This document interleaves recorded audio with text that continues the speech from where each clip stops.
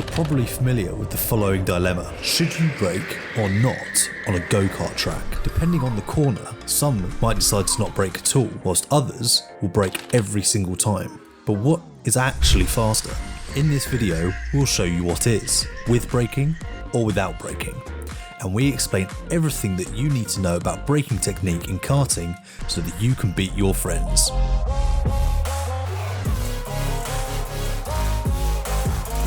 Are you faster over one lap if you brake or if you don't? Whilst it may feel faster if you don't brake, it doesn't always mean your lap time will be better than someone who is braking. To clearly show the difference between braking and not, we have put 2 laps side by side. Our driver today, Mike Hezemans, has his foot completely off the brake, as you can see.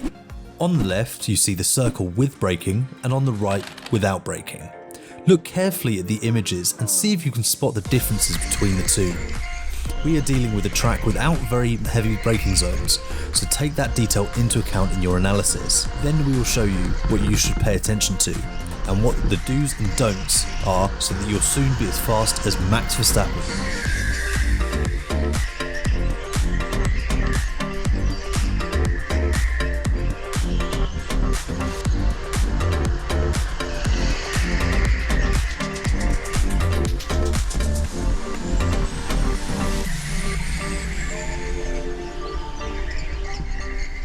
As you can see, the lap with braking is a few tenths of a second faster, and that difference is quite noticeable since it's a lap on a track without many heavy braking zones. Were you able to spot the big differences there? Let's take a closer look at that. Looking at the same corner, for example, we also see a difference between braking and not. Check the comparisons here. The left is with braking and the right is with not, remember. As you can see, the braking variant reaches the apex on the next corner faster, even though they started at the exact same point. So, in this example, braking is faster than not braking. Each track has different types of corner, with some corners requiring you to brake harder than others, or some not even at all. In general, we would distinguish between the following types of bends. Hard braking, often sharp turns such as a hairpin or chicane. Soft braking, reasonably sharp turns, but not quite a hairpin or, as I mentioned before, a chicane. Slow down or don't brake. These are high-speed corners or gentle bends. Let's look at some examples of the braking techniques I just described. Here, after a straight stretch, we arrive at a fast but gentle corner.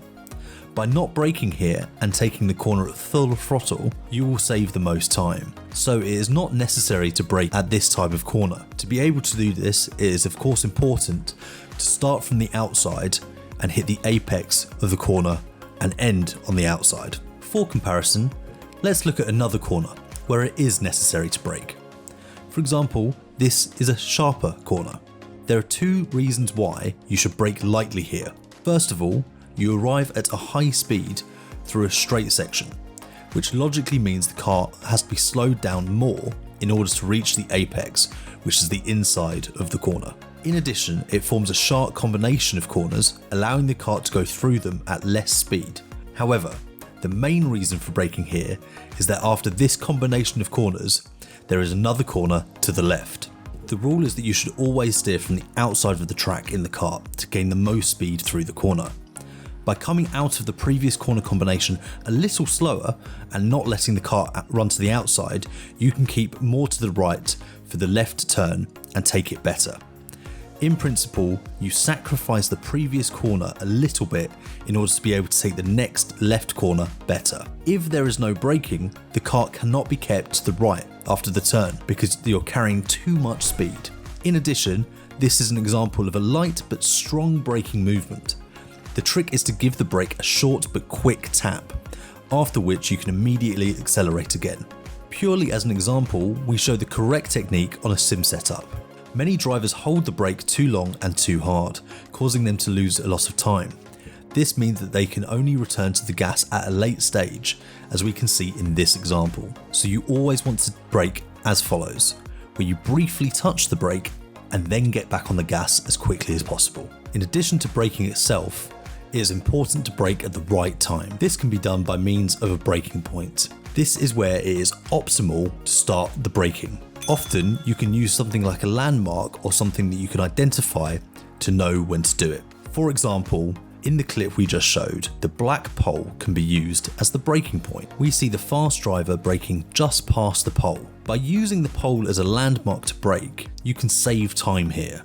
As we concluded earlier, braking is not necessary at certain corners. There is also a technique to slow down by means of a sharp steering movement. For example, in this section we see aggressive steering. As a result, the rear of the kart slides a little, slowing it down and rotating better. This way, we see the nose of the kart turn towards the corner, and as a result, the driver can hit the throttle sooner.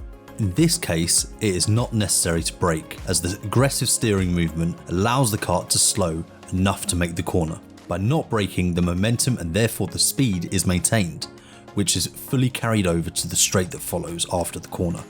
So, you save more time here as well. Maintaining momentum is very important when karting, due to the low power of karts. Karts don't accelerate quickly, so you want to maintain as much speed, or momentum, as possible to be as fast as you can be. So, what can we conclude? First of all, braking is faster if you do it right. It is important to know that the optimal braking technique is completely dependent on the type of corner, and therefore it may be different of circuit to circuit, corner to corner. Hopefully, these tips will help you determine how best to brake. In addition, try to look at the braking points of faster drivers and learn from them. You can apply the same braking techniques and points to get faster yourself. If you enjoyed this video, don't forget to subscribe, press the bell and like the video, and also follow this channel for more karting videos and tips in the future.